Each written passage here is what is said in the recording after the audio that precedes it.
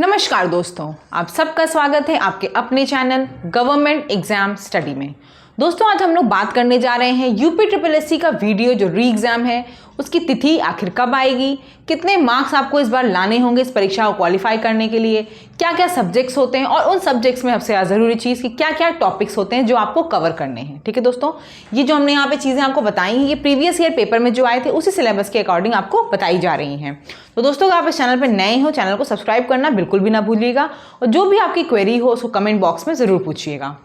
पहले दोस्तों हम बात कर लेते हैं कौन कौन से सब्जेक्ट आते हैं। ये आप लोगों को शायद पता होगा कि 3 सब्जेक्ट आपके यूपी ट्रिपल एससी वीडियो री एग्जाम में आएंगे। ठीक है, आपको पता है 2018 की वैकेंसी थी, तो आप सभी के लिए इससे अच्छा अवसर शायद नहीं होगा क्योंकि ये री एग्जाम होता तो आपको पता है नए कैंडिडेट नहीं पार्ट लेते हैं। जितने कैंडिडेट 2018 में रहे होंगे उनमें से कई की जॉब लग गई होगी या फिर कुछ और रीज़न होगा, तो कॉम्पिटिशन पुराने एग्जाम में ज़रूर कम होता है।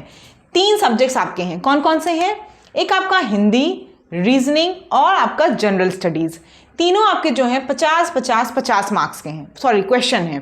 जो प्रश्न आएंगे वो कौन कौन से होंगे? 50-50-50 150 क्वेश्चन आएंगे, यानी कि 150 प्रश्न होंगे। लेकिन कितने अंक के होंगे? अंक होगा आपका दोस्तों 300। और यहाँ पे आपको एक बात बताना चाहूंगी, वो ये है कि नेगेटिव मार्किंग भी है। आपको इस हिसाब से तैयारी करनी है कि नेगेटिव मार्किंग के हिसाब से तैयारी करनी है। ठीक है, आपको अपनी एक्यूरेसी पे ज़्यादा ध्यान देना। कोई भी आप क्वेश्चन करें तो वहाँ पे एक्यूरेसी ज़्यादा मायने करेगी, गलत कम करिएगा। ठीक है, कोशिश ये करिए कि एक्यूरेसी ज़्यादा रहे। तो ये बात समझ में आ गई होगी। 150 प्रश्न होंगे, 300 अंक के, हर प्रश्न आपका 2 अंकों का है। ठीक है, अब आपको बता दें कि वैकेंसी जो है, देखिए वैकेंसी बहुत अच्छी है। 1953 पद हैं।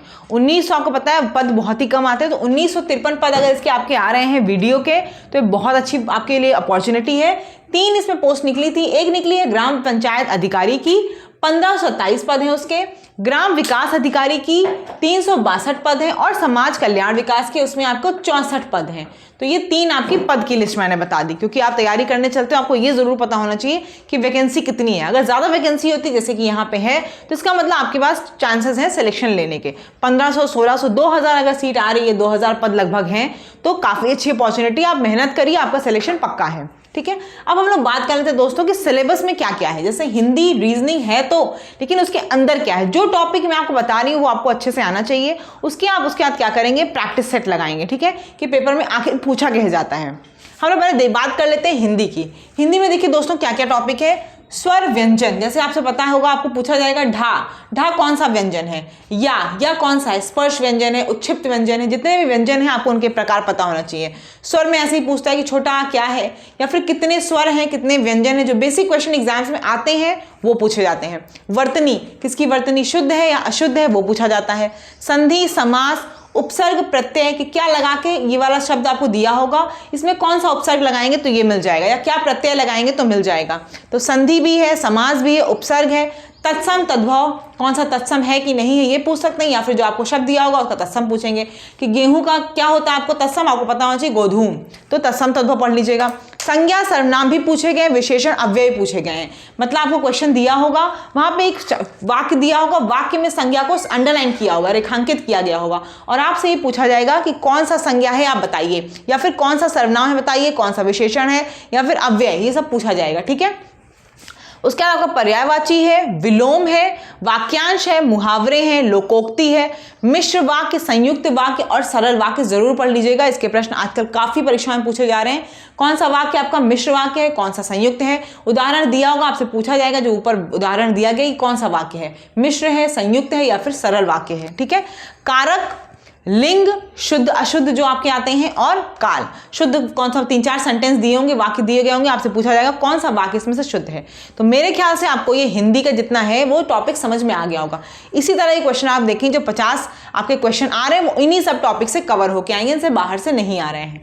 तो आपको इन टॉपिक्स के बारे में अच्छे जानकारी होनी चाहिए। और मैं अपने चैनल के माध्यम से आप लोगों को बता दूं कि मैं अभी आपको एक डिस्क्रिप्शन में PDF भी प्रोवाइड कर दूंगी मॉक टेस्ट की, आप उसको देख लीजिएगा। उसी तरह से मॉक टेस्ट आपको प्रोवाइड किए जा रहे हैं, आपका मन करे तो आप उसको ज्वाइन भी कर सकते हैं। ठीक है, वहां पे मॉक टेस्ट दिए जा रहे हैं कि मॉक टेस्ट बहुत जरूरी है आपको ये जानने के लिए। आपको ऐसा लगेगा कि अच्छा स्वर व्यंजन मुझे आता है, लेकिन जब आप एग्जैक्टली पेपर देंगे तो आपको पता चलेगा, आपको आइडिया होगा कि आपको कितना आता है और कितना नहीं आता। इसलिए पेपर बहुत जरूरी लगाना है। किसी परीक्षा की तैयारी कर रहे हो, सबसे जरूरी काम है वो है प्रैक्टिस सेट लगाना। जितनी ज्यादा प्रैक्टिस सेट लगाएंगे उतनी ज्यादा आपकी अच्छी तैयारी हो जाएगी। अब हम बात करते हैं रीजनिंग की, क्योंकि इसकी रीजनिंग 50 अंकों 50 क्वेश्चन आते हैं, यानी कि 100 अंक के क्वेश्चन हैं, तो ये बहुत आपके ज़रूरी हैं, ठीक है। 100 अंक बहुत ज़रूरी रीजनिंग के भी हैं।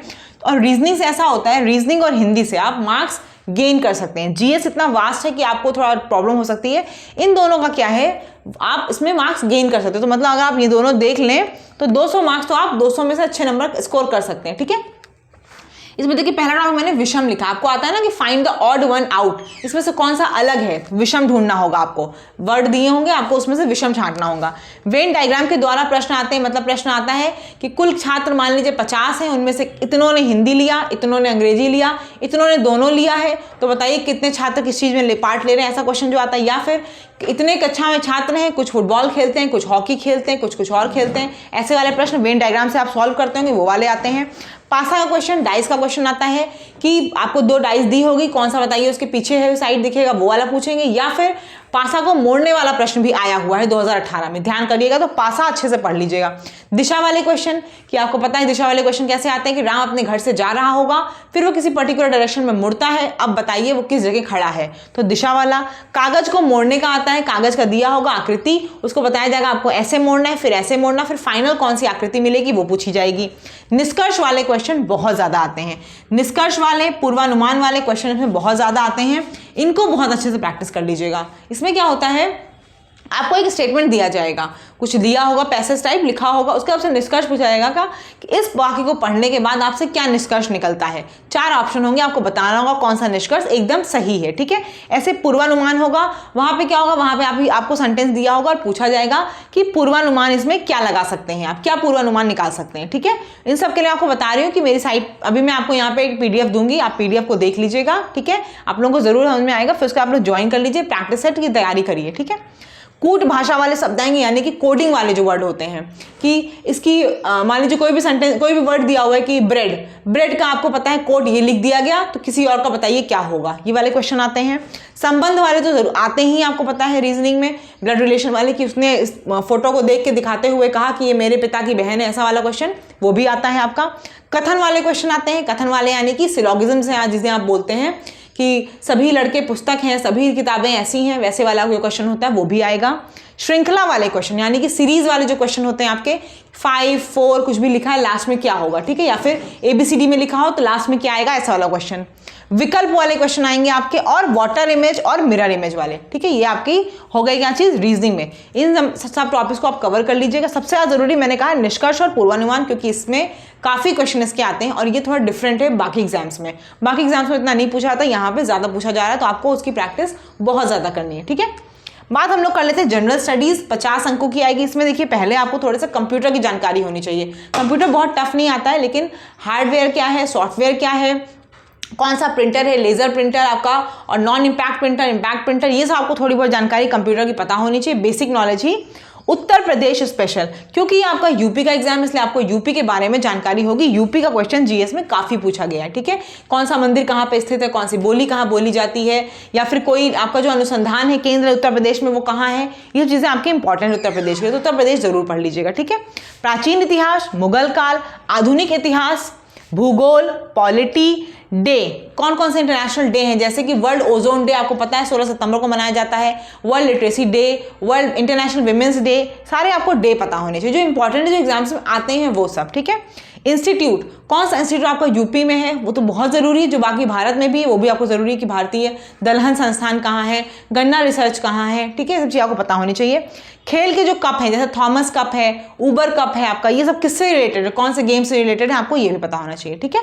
तो ये आपका किसका हो गया, जीएस का। अब मैं आपको एक बात बताना चाहती हूँ, देखिए दोस्तों, अगर आप हमारे चैनल पे रेगुलर है तो ठीक है, अगर नहीं है इसी चैनल पे आपको दोस्तों प्लेलिस्ट मिलेगी। प्लेलिस्ट में आप जाइए, वहाँ पे जीएस की प्लेलिस्ट है, इंडियन आपका इंडियन हिस्ट्री, पॉलिटी, भूगोल, वर्ल्ड ज्योग्राफी सब कवर किया गया है, ठीक है। वो सब आप वहाँ से देख सकते हैं प्रैक्टिस सेट में।